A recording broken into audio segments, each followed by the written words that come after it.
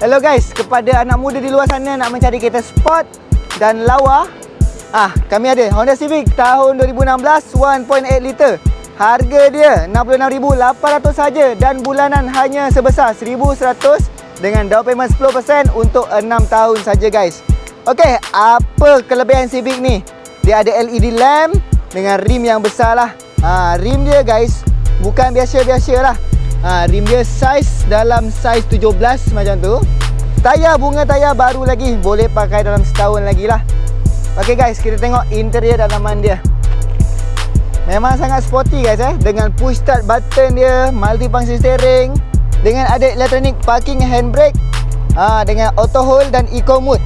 Dan juga seat dia pula guys, dia walaupun fabric seat, dia selesa guys dan belah driver dia ada electronic adjustable seat guys. So memang sangat selesa untuk korang nak berjalan jauh. Dan untuk seat belakang dia juga, Civic ni bukan setakat untuk anak muda lah, untuk siapa-siapa yang berfamily lah. Belakang boleh muat lah 3 orang. Okey, dan belah belakang dia pula dengan lampu sharp dia, memang sangat handsome lah. Kalau korang tengok, bentuk dia sama macam FL5 atau FL7 lah. Siapa pun nak Civic memang tahulah. And then untuk bonnet belakang dia pula guys, sangat-sangat luas guys.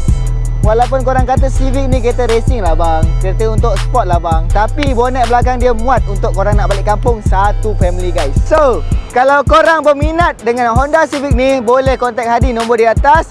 Murah saja guys, harga 668, bulanan 110 untuk 6 tahun dan untuk 10% down payment guys. So, boleh kontak sekarang. Terima kasih.